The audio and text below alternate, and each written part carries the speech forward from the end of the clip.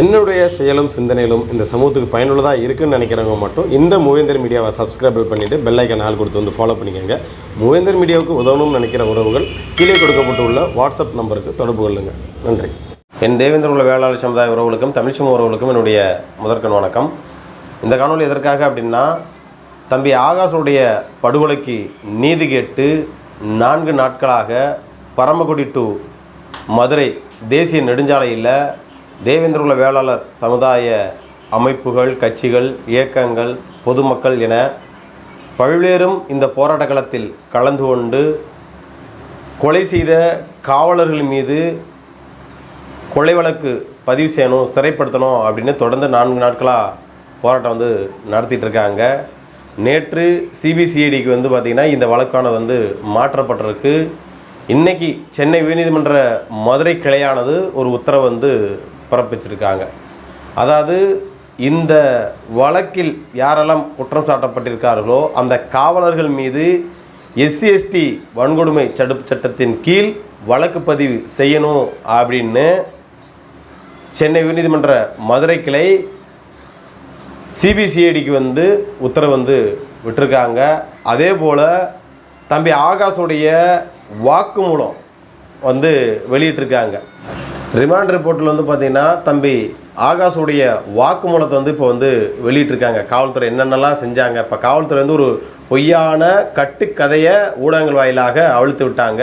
இன்றைக்கி அது உடஞ்சி மறுபடியும் உண்மைத்தன்மை என்ன அப்படின்றத ரிமாண்ட் பண்ணும்போது வாக்குமூலத்தை என்னென்ன விஷயங்கள்லாம் காவல்துறை பண்ணாங்க அப்படின்னு தம்பி ஆகாஷ் சொன்ன விஷயத்தை போட்டிருக்காங்க. அதில் முதலாவதாக என்ன அப்படின்னா, கண்ணை கட்டி போலீஸார் காலை உடைத்தனர் அப்படின்றத வாக்குமூலம் தம்பி கொடுத்துருக்காப்புல. இதை சொல்லக்கூடாதுன்னு வேறு சொல்லியிருந்திருக்காங்க. காலை உடைத்து விட்டு கீழே விழுந்ததாக கூறுமாறு மிரட்டினர். யார்? காவல்துறையினர் மிரட்டியிருக்காங்க.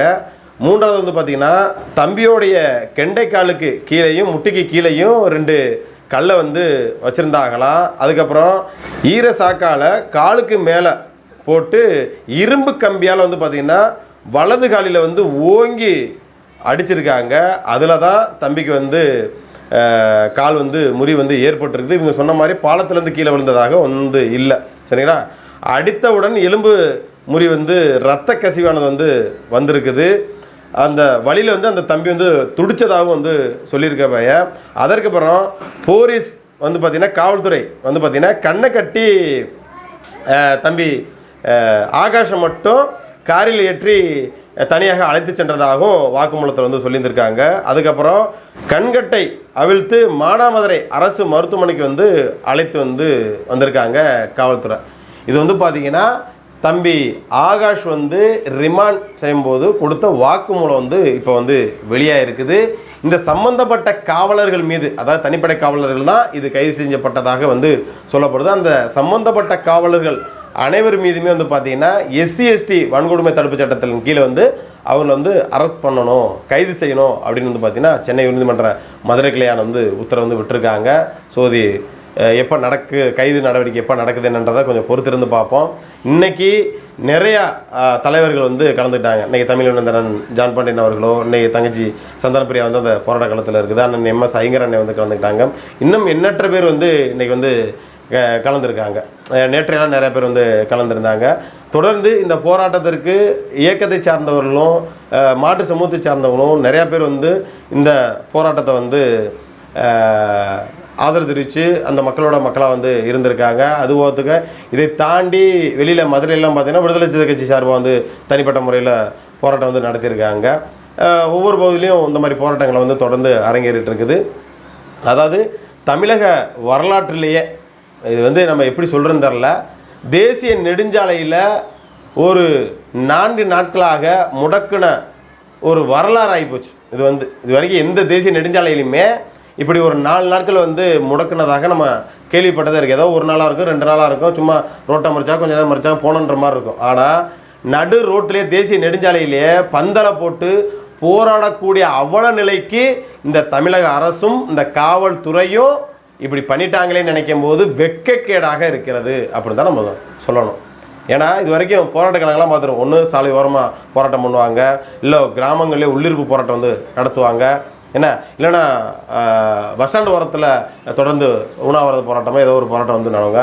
ஆனால் தேசிய நெடுஞ்சாலையில் 4 நாட்களாக மறித்து அதுவும் பந்தல் போட்டு ஒரு போராட்டம் பண்ணாங்க அப்படின்னா தம்பி ஆகாஷானுக்கான படுகொலைக்கு நீதி கேட்டு நடந்த அவல நிலை தான் ரொம்ப வருத்தத்துக்குரிய ஒரு செயலாகவும் இருக்குது.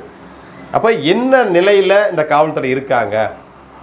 ஆரம்ப காலகட்டத்திலேயே போராட்ட குழுவில் இருக்கக்கூடிய அனைவருமே வந்து பார்த்திங்கன்னா வச்ச கோரிக்கை அதே தான். சம்பந்தப்பட்ட குற்றவாளிகள் மீது வந்து எஃப்ஐஆர் வந்து நீங்கள் பதிவு செய்யுங்க, அதற்கப்புறம் சிபிசிஐடிக்கு மாற்றுங்க அப்படின்னு தான் சொல்லிகிட்டே இருந்தாங்க. நேற்று பேச்சுவார்த்தைக்கு காவல்துறை உயர் அதிகாரி வரும்போதோட என்ன சொல்கிறாரு அப்படின்னா வந்து நாங்கள் சிபிசிஐடிக்கு வந்து நாங்கள் வழக்கு வந்து மாற்றிட்டோம், வேறு எங்களை என்ன பண்ண சொல்கிறீங்க, நீங்கள் போராட்டம் ஓரமாக பண்ணுங்கள், பள்ளிக்கூடம் இருக்குது, காலேஜ் இருக்குது, ஏன்னா ஆம்புலன்ஸுக்கு இடையூறாக இருக்குது, எதுக்குமே அங்கே இருக்கக்கூடிய போராடக்கூடிய மக்கள் இடையூறாக வந்து இல்லை. சரிங்களா? அதாவது போக்குவரத்துக்கு வழிவிடாமல் தான் இருந்திருக்காங்களே தவிர்த்து வந்து ஆம்புலன்ஸ் வரும்போது அவ்வளோ ஒத்துழைப்பு கொடுத்துருக்காங்க, வர்றதுக்கும் போகிறதுக்கும் இது பண்ணியிருக்காங்க. அதேமாதிரி ஸ்கூல் வேன் வரும்போதும் கல்லூரி வாகனங்கள் வரும்போது வந்து யாருக்குமே எந்த இடையூறும் பண்ணலை. அப்படித்தான் இது வரைக்கும் போராட்டம் வந்து நடந்துகிட்டு இருக்குது. சரிங்களா? அப்படி இருக்கும்போது இப்போ இன்னொரு விஷயம் என்ன நடக்க போகுது அப்படின்னா, இது முடிஞ்ச உடனே தேசிய நெடுஞ்சாலையை 4 நாள் வந்து இவங்க முடக்கிட்டாங்க அப்படின்னு எத்தனை பேர் மீது வந்து காவல்துறை பொய் வழக்கில் போட போகிறாங்கன்னு தெரியல அப்படின்னு நினச்சா தான் ரொம்ப வருத்தமாக இருக்குது. இது கண்டிப்பாக பண்ணுவாங்க. ஏன் 4 நாளாக மறிச்சிங்க அப்படின்னு யாரெல்லாம் இந்த போராட்ட காலத்தில் உட்காந்துருந்தாங்களோ அவங்க மீது எல்லாருமே இதெல்லாம் யாரெல்லாம் ஒருங்கிணைச்சாங்களோ யாரெல்லாம் முன்னெடுத்தாங்களோ அவங்க மீது வந்து காவல்துறை பொய் வழக்கு போட்டுருமோன்ற ஒரு ஐயந்தான் எங்களுக்கு இன்ன வரைக்கும் வந்து ஏற்பட்டுருக்கு. ஏன்னா இறந்தவனுக்கு வந்து ஒரு நீதி வேணும். ஏன்னா இது போன்ற ஒரு உயிரிழப்பு வந்து இன்னொரு வந்து நடந்துடக்கூடாது.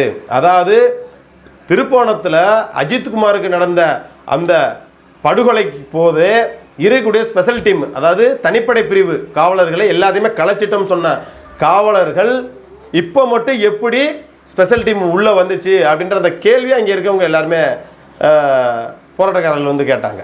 சரிங்களா? அதற்கு பதில் சொல்ல முடியலை. அங்கே வந்த காவல்துறை அதிகாரினால பதில் சொல்ல முடியாமல் அப்படியே தெரிச்சு கிளம்புறாங்க. கொஞ்சம் பேசிட்டு வரோம் அப்படி இப்படின்ட்டு அந்த காட்சிகளை பார்க்கும்போது மனசுக்கு அவ்வளோ வருத்தமாக இருக்குது. நம்மளால் கலந்துக்க முடியல. ஸோ நம்மளுடைய குடும்ப சூழல்னு ஒன்று இருக்குது. ஸோ நம்ம இவ்வளோ தூரத்தில் ரொம்ப லாங்கில் இருக்க இது வரைக்கும் எவ்வளோ விஷயங்கள் திருநெல்வேலியாக இருக்கட்டும் எங்கேயா இருக்கட்டும் 4 நாள் 5 நாளாக இருந்தாலும் கிடந்துருக்குறோம். ஸோ ஒரு சில மன உளைச்சலில் நான் அந்த பகுதியிலேருந்து வர முடியல. ஆனால் அப்படி இருந்துமே அன்னைக்கு அக்காவுக்கு அங்கே ஸ்ரீரங்கத்தில் திதி கொடுத்த அன்னைக்கே நம்ம வந்து களத்தில் வந்து நின்னோம். கரெக்டாக 2 மணிக்கு என் ஊருக்கு வர்றேன். வந்தோடனே சாயந்தரம் 4 மணிக்கு அங்கே வந்துட்டேன். மானாமர் வந்து அந்த போராட்ட காலத்தில் நம்ம நின்னோம். அதற்கப்புறம் ஒரு சில மன உளைச்சல், அதனால் பேசாமல் நம்ம அங்கேருந்து கிளம்பி வந்துட்டோம். நம்ம இங்கே ஊரில் இருந்தாலும் மூவேந்தர் மீடியா எப்போதுமே மக்கள்கிட்ட செய்தியை கடத்துறதுல சரியாக இருந்தது. என்னென்ன நிகழ்வு நடக்குன்னு அடுத்தடுத்து நம்ம மக்கள்கிட்ட செய்தியில் கடத்திட்டு போயிட்டு தான் இருக்கோம். இதையும் கூட ஒரு சில பேர் வந்து சொன்னாங்களாம், இந்த பாரு அந்த தம்பி போயிட்டு அங்கிட்டு இப்படி திட்றாப்புல அப்படி திட்றாப்புல போராட்ட காலத்தில் இல்லை அப்படின்னு. நான் இல்லாட்டினாலும் அங்கே என்ன நிகழ்வு நடக்குன்றத மக்கள்கிட்ட கடத்துகிற வேலையை நான் தெளிவாக தான் செஞ்சிட்ருக்கேன். சரிங்களா? அதனால் நான் மறுபடியும் என்னோடய அண்ணன்மார்களும் சொல்லக்கூடிய ஒரு அன்பான வேண்டுகோள் என்னென்னா, நீங்கள் போராட்ட காலத்தில் உட்காடுறீங்க அப்படின்னா உங்களுடைய செயல்பாடு நீங்கள் சரியாக செய்யுங்க. தம்பியோட செயல்பாடு நான் எப்போதுமே இருக்கும். நான் அந்த போராட்ட காலத்தில் இல்லைங்கிறக்காண்டி அந்த வீடியோ போடாமல் வேறு வீடியோலாம் நான் போட்டுக்கிட்டு ஒன்றும் இருக்கலை. சரியா? திருவிழா வீடியோ போடலை, காதூத்து வீடியோன்னு போடலை, கல்யாண வீடியோன்னு நான் வந்து போட்டுட்ருக்கலை. போராட்டத்தில் அங்கேருந்து நடக்கூடிய நிகழ்வை அடுத்தடுத்து நமக்கு அப்டேட் பண்ணுறாங்க. அடுத்தடுத்து அந்த செய்தியை யாரெல்லாம் வந்தாங்க, என்னென்ன செய்கிறாங்க, என்னென்னலாம் ஸ்பீச் பண்ணியிருக்காங்க அப்படின்றத மக்களுக்கு என்னோடய வேலையை நான் செஞ்சுக்கிட்டு தான் இருக்கிறேன். என்னோடய வேலைகள் மக்களுக்கான பணி என்பது மூவேந்தர் மீடியா செய்யும், இந்த தினேஷ் மலரும் செய்வான். சரிங்களா? கண்டிப்பாக இறந்த தம்பி ஆகாஷுடைய மரணத்திற்கு ஒரு நீதி வேண்டும். தொடர்ந்து களத்தில் போராடக்கூடிய அனைவருக்கும் என்னுடைய மனமார்ந்த வாழ்த்துக்களையும் நன்றி வந்து தெரிவிச்சுக்கிறேன். ஏன்னா தொடர்ந்து 4 நாட்களாக குடும்பத்தை விட்டு குழந்தைய விட்டுட்டு வெளியிலேருந்தாலும் நிறைய பேர் வந்து தங்கி அந்த போராட்ட காலத்தில் இரவு பகலாக அந்த பணியை கொட்டுற பணியிலையும் நடந்து வந்து போராட்டம் பண்ணுறீங்க. உங்களை வாழ்த்துறேன், வரவேற்கிறேன், மாற்றுக்கிறது இல்லை. கண்டிப்பாக எல்லாருமே நாளைக்கு நம்ம வீட்லேயும் ஒரு நிகழ்வு நடந்தால் நம்ம எப்படி வருத்தப்படுமோ அந்த மனநிலை தான் எல்லாருமே அந்த போராட்ட காலத்தில் வந்து நம்ம எல்லாருமே நின்றுட்டுருக்கீங்க. ஸோ அதனால் வந்து இந்த போராட்டம் வந்து வெற்றி பெறணும். எனக்கு தெரிஞ்சு இந்த உத்தரவு வந்ததுக்கு பிறகு நாளைக்கே உடலை வாங்கி அடக்கம் பண்ணுங்கள் அப்படின்ற மாதிரி சொல்கிற கூட வாய்ப்பு இருக்குதுன்னு நான் நினைக்கிறேன். கண்டிப்பாக அவங்களுடைய குடும்பத்திற்கு, இழந்த குடும்பத்திற்கு அரசு தரப்பில் வந்து நிதி வந்து கொடுக்கணும், வீட்டில் ஒருவருக்கு அரசு வேலை கொடுக்கணும் அப்படின்றதையும் அதையும் வந்து முன்வைங்க. ஏன்னா கண்டிப்பாக அந்த பையன் வீட்டுக்கு ஒத்த பையன் பண்ணுற மாதிரி வேறு கேள்விப்பட்டோம். சரிங்களா? நான் மறுபடியும் தேவேந்திரோட வேளா சமூகத்தை சார்ந்தவங்ககிட்ட நான் ஒன்று விஷயம் இது வரைக்கும் நான் சொல்லலை, இப்போ ஒரு விஷயத்தை நான் இதில் வந்து பதிவு செய்கிறேன், யாரும் தவறாக எடுத்துட்டாலும் பரவாயில்ல.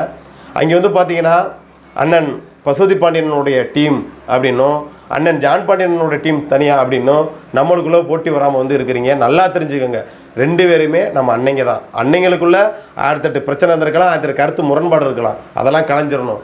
ஆனால் சமூகம்னு வரும்போது நான் இந்த கட்சி இந்த இயக்கம்ன்றதை தாண்டி என் சாதி அப்படின்ற உணர்வு நின்னா மட்டும்தான் நாளைக்கு இன்றைக்கி ஆகாசுக்கு நடந்த நிலைமை நாளைக்கு இன்னொரு ஆளுக்கு வந்து நடக்கலாம். சரிங்களா? அது நடக்காமல் இருக்கணும்னா நம்ம வெவ்வேறு டீம் அப்படின்ற பேச்சு வந்து பேசக்கூடாது. ஏன்னா இன்றைக்கி போராட்ட காலத்தில் உட்காந்துக்க யார் பாருங்க. சரிங்களா? எல்லா இயக்கத்துலேருந்து எல்லா கட்சியிலேருந்து தான் வந்திருக்காங்க. சரிங்களா? ஆனால் ஜான் பாண்டியனோட இன்றைக்கி வந்து களத்தில் வந்து நின்றுருந்துருக்காங்க. சரியா? அதே போல் ஏனைய கட்சியில் இருக்கணும், ஏனைய இயக்கத்தில் இருக்கவங்க எல்லாருமே வந்து நின்றுருக்காங்க. அதனால் வந்து நான் மறுபடியும் சொல்கிறேன், நம்மளுக்குள்ளே போட்டி போடாமல் படாதீங்க. என்ன, நான் இவர் கட்சி ஆதரவாளர், நான் இந்த கட்சியோட ஆதரவாளர், நான் இந்த இயக்கத்தோட ஆதரவாளர், நான் இந்த அமைப்போட ஆதரவாளர் அப்படி இருக்காதீங்க.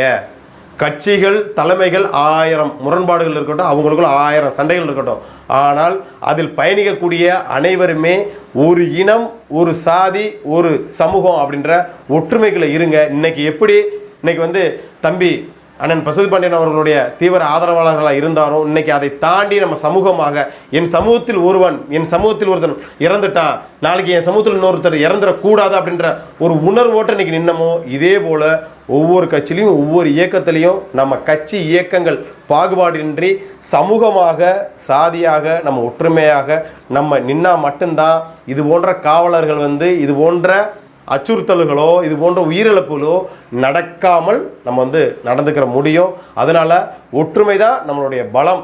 அதனால் வந்து இனி வரக்கூடிய காலங்களையாவது வந்து எல்லா மாவட்டங்களையும் எல்லா பகுதியிலையும் நான் இந்த கட்சிக்காரன், நான் இந்த அமைப்புக்காரன், நான் அவங்க ஆதரவாளர், நான் இவங்க ஆதரவாளன்றதை கடந்து அவங்க தலைமைக்குள்ளேயோ இயக்கங்களுக்குள்ளேயோ 1000 போட்டிகள் இருந்துட்டு போகுது. ஆனால் அதில் இருக்கக்கூடிய பொறுப்பாளர்கள் சாதி, அந்த கட்சியில் இருந்தாலும் என்னோட சாதிக்காரர், இந்த கட்சியில் இருந்தாலும் என்னுடைய சாதிக்காரர், என்னுடைய சமூகத்தாரர் அப்படின்ற எண்ணத்தில் மட்டும் இருந்தோம்னா கண்டிப்பாக நம்மளோட ஒற்றுமை தான் நம்ம எதுலேயுமே வந்து அடுத்த கட்ட லெவலுக்கு கொண்டு போகும். நம்ம பிரிஞ்சோம்னா ஈஸியாக காவலர்களாக இருக்கட்டும் எதிரிகளாக இருக்கட்டும் நம்மளை வந்து வேட்டையாடிட்டு போயிடுவாங்க. ஸோ எதிரிகள் வேட்டையாடாத அளவிற்கு அது காவல்துறையாக இருந்தாலும் சரி, மாற்று சமூகமாக இருந்தாலும் சரி, அதற்கு நம்ம சரியான நிலையில் இருக்கணும். தயவு செஞ்சு இளைஞர்கள் மது போதை அன்றைக்கி நடந்த விஷயமே நல்லா பாரு. அன்றைக்கி காவனூரில் இருக்கக்கூடிய ஒருத்தர் தான் பாதிக்கப்பட்டார். அது என்னுடைய மாப்பிள்ளைக்கு வந்து அங்கே தான் பொண்ணு வந்து எடுத்துருக்குது. சரிங்களா? அங்கே அந்த கோயில் கும்பிடக்கூடிய ஒரு முக்கியஸ்தர் தான் அவர் பாதிக்கப்பட்டிருக்கிறாரு. வெட்டுப்பட்டதும் தேவனோட வேளாளர் தான், வெட்டினவரும் தேவனோட வேளாளர் தான். இதில் என்ன பிரச்சனை அப்படின்னா மது பிரச்சனை தான்.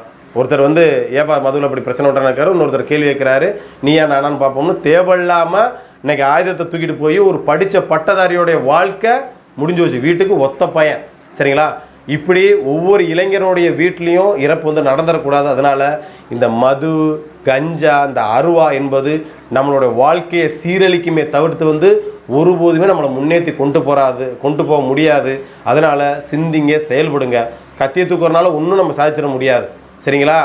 மாட்டு சமூகம் கத்தியை தூக்குது அப்படின்னா அவர்களுக்கு சப்போர்ட் பண்ணுறதுக்கு மேலிடத்துலேருந்து யார் எம்எல்ஏ எம்பிலேருந்து சப்போர்ட் பண்ண ஆள் இருக்குது. சரிங்களா? கூலிப்படை கூடாரமாக வச்சிருக்கிற அளவுக்கு அரசியல்வாதிகள் வந்து துணை நிற்கிறாங்க. அப்படி நம்ம போக வேணாம்.